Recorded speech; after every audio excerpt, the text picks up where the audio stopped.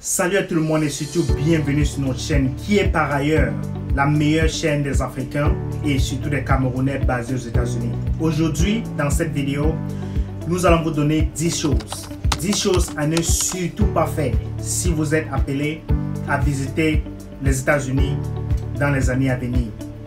Les Américains sont très catégoriques. Il y a certaines choses que les Américains ne tolèrent pas. Donc si vous voulez savoir ces choses, restez connectés. Et si vous êtes nouveau ou nouvelle à cette chaîne, je vous invite déjà à considérer souscrire à cette page pour que la prochaine fois que nous postons une nouvelle vidéo, vous soyez les premiers à être notifiés. Donc restez connectés et je vous reviens tout juste dans un seul instant. À tout à l'heure.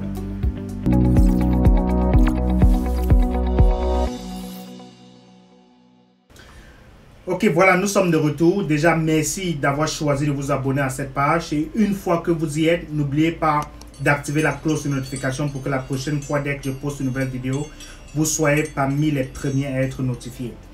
Comme je le disais tantôt, il y a un certain nombre de choses que les Américains n'aiment pas. Les Américains ne tolèrent pas un certain nombre de choses. Et dans cette vidéo, je tiens à vous donner seulement 10, parce qu'il y en a plusieurs.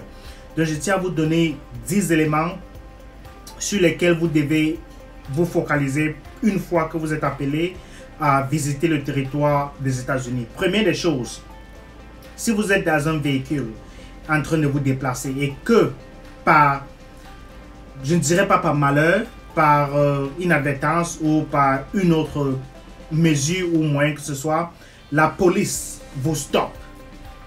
Première des choses à ne pas surtout faire, c'est d'essayer de vous fouiller les poches.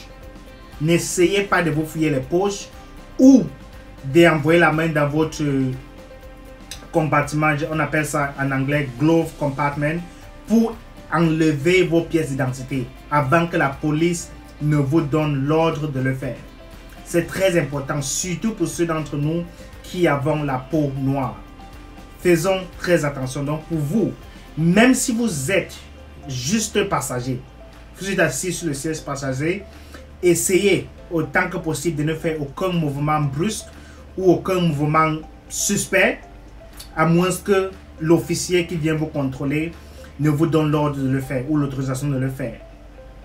Je dirais aussi, pour souligner, que ce ne sont pas tous les policiers qui sont, je dirais, racistes aux États-Unis. Certains le sont, mais ce ne sont pas tous. Donc, si vous voulez faire un geste ou envoyer la main pour peut-être sortir votre carte d'identité, essayez de le faire avec plus de prudence, parce que ça peut sauver des vies. Deuxième astuce, ne pas, pour ceux d'entre nous, ça c'est la deuxième astuce, pour ceux d'entre nous qui avons des foi musulmanes ou qui sont musulmans, je dirais, essayez autant que possible de ne pas crier l'expression Allahu Akbar en public, parce que ça peut créer un certain nombre de choses dont vous n'auriez pas de contrôle. Pour ma part, je ne sais pas vraiment ce que le terme Allahu Akbar veut dire, mais je dirais dans cette vidéo que si vous tenez vraiment à votre vie, essayez autant que possible, même si ce n'est qu'une blague, essayez autant que possible de ne pas prononcer ce terme-là en public, parce que ça risque de créer des choses dont vous n'avez sur lesquelles vous n'auriez aucun contrôle. Troisièmement, une fois que vous déplacez en véhicule, je tiens aussi à souligner, en tant que troisième astuce, de toujours porter votre ceinture de sécurité. C'est très important. Les Américains ne blaguent pas avec cela. Que ce soit celui qui vous conduit ou alors l'officier de police qui peut vous stopper pour un quelconque contrôle. Donc, les chauffeurs, déjà ceux qui sont assis sur le siège du chauffeur, bien évidemment, souhaitent toujours que vous mettez votre ceinture de sécurité. Mais aussi pour votre propre sécurité, c'est très important de le faire.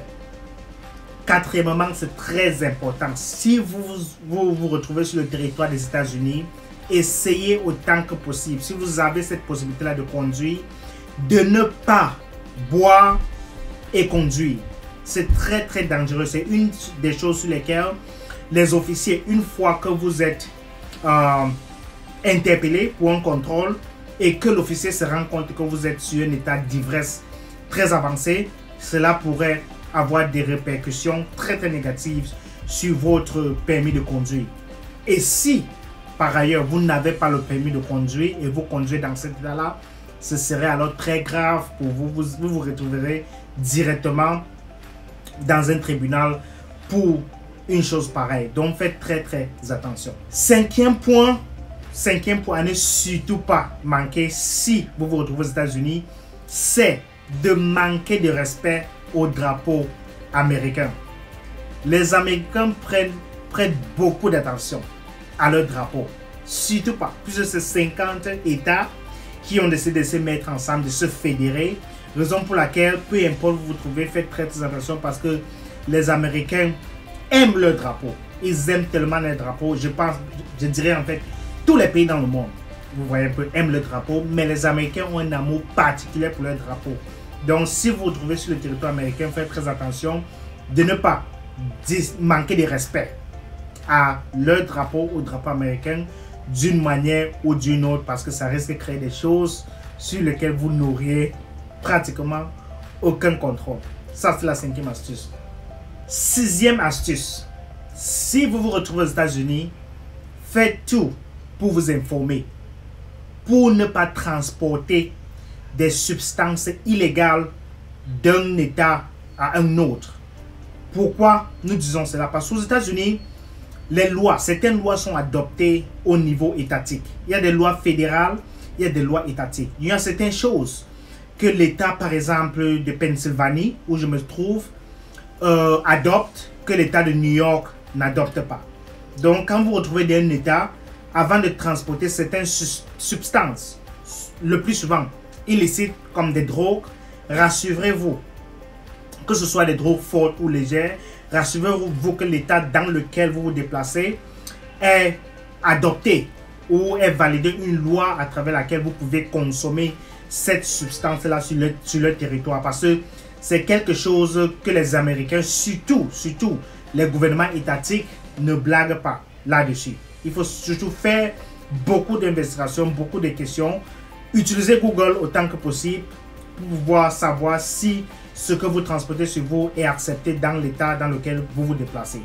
Très important et il ne faut surtout pas s'amuser avec. Septième astuce que les Américains n'aiment pas, c'est de pouvoir envahir leur espace privé. C'est-à-dire quand tu échanges avec quelqu'un, il faut surtout garder tes distances. Vous savez, nous sommes pendant la période de coronavirus et selon la réglementation en vigueur, on demande aux gens de rester 6 feet apart.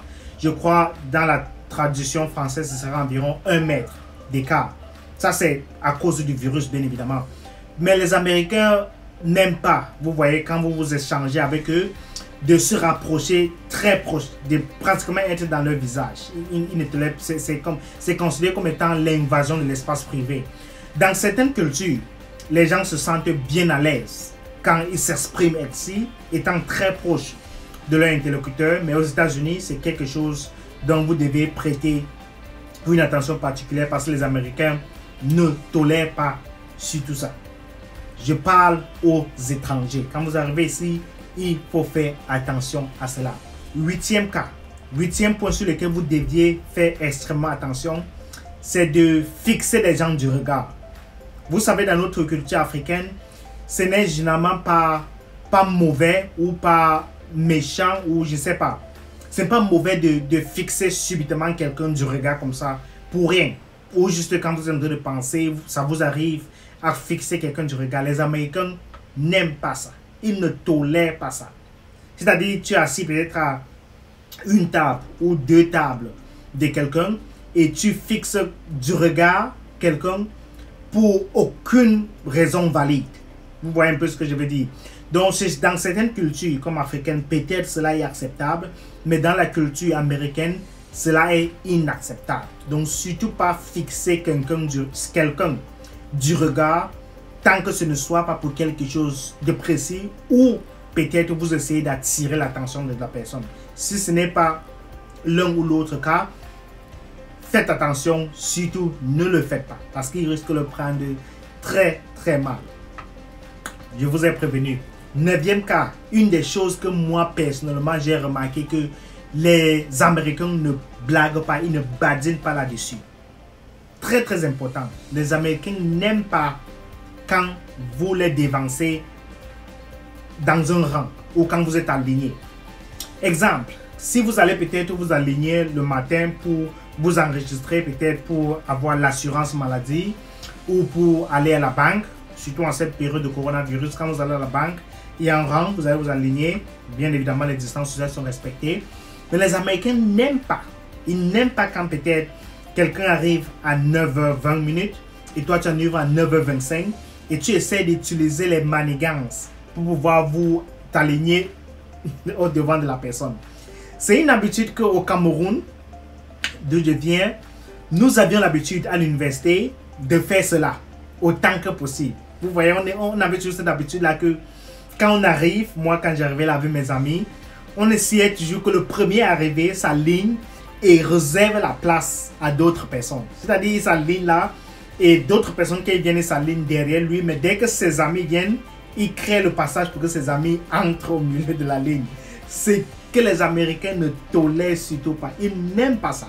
Selon les Américains, quand tu viens en retard, tu t'alignes derrière la personne. Il n'y a pas question de c'est mon ami, c'est quoi que ce soit. Ils le voient d'un très mauvais œil. Ils peuvent ne rien dire, mais ils le voient, ils observent surtout ça d'un très très mauvais œil. Donc, de grâce, si vous arrivez à visiter les États-Unis et que vous alignez peut-être à acheter un ticket d'un concert ou d'un parc ou d'un musée, de grâce, respectez votre rang. Puisque eux, ils vont respecter le leur. Donc, n'essayez pas de doubler, de chercher les manigances pour pouvoir vous aligner devant l'autre, peut-être si vous êtes en retard. Donc, ils n'aiment pas ça. Et surtout, n'essayez pas de le faire parce que vous risquerez d'avoir une très mauvaise surprise. Le 10e point, qui est un point très très important par lequel je voudrais finir, c'est l'aspect physique des gens. Vous savez, les Américains, l'alimentation aux États-Unis fait à ce que beaucoup de gens, par manque d'attention, prennent du poids. Et parfois, beaucoup de poids aux États-Unis. Donc, le 10e point est celui-ci. Ne vous moquez pas des gens à cause de leur poids ou à cause de leur caractère obèse, à cause de l'obésité. Beaucoup de gens, beaucoup de la population américaine sont obèses.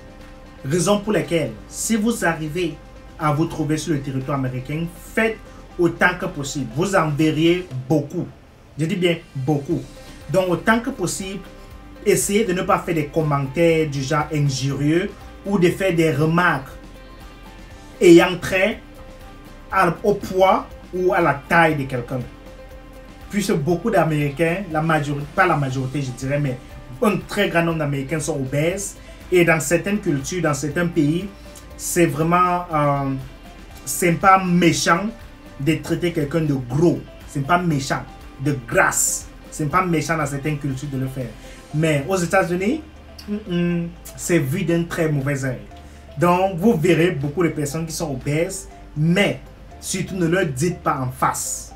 Ne leur dites pas en face ou ne murmurez pas du genre où ils puissent comprendre. Vous pouvez voir quelqu'un qui est vraiment très très gros. C'est pourquoi ils ont des émissions de télé où ils parlent le titre d'une de ces émissions-là, c'est My 600 Pound Life. C'est-à-dire d'une femme qui a pratiquement, je ne sais pas, converti en kilogrammes, ça va être environ entre 400 et 600 kilos. C'est-à-dire la vie de ces gens-là qui sont 400 ou 600, qui pèsent 400 ou 600 kilogrammes, qui sont couchés dans un lit et pratiquement ne peuvent pas sortir ou ne peuvent pas se déplacer. J'avais vu un épisode une fois pour une femme, pour qu'on puisse la mener à l'hôpital d'urgence pour s'occuper d'elle. Elle était à pratiquement 600 kilos et poussière. Pour qu'elle puisse sortir de sa maison, il a fallu qu'on appelle l'ambulance. L'ambulance est venue détruire la porte. Puis une fois qu'elle est entrée, elle n'est plus jamais ressortie. Elle est restée clouée sur son lit, pris tellement du poids au point où elle ne pouvait plus sortir de sa propre maison. Donc aux États-Unis, vous verriez beaucoup de cas comme celui-ci. Et surtout de grâce, ne vous moquez pas ne dites pas des propos injurieux ou n'essayez pas de vous moquer d'eux en public parce que ça risque de vous retenir contre vous. Donc si vous avez suivi cette vidéo jusqu'à la fin, je tiens à vous remercier d'y être.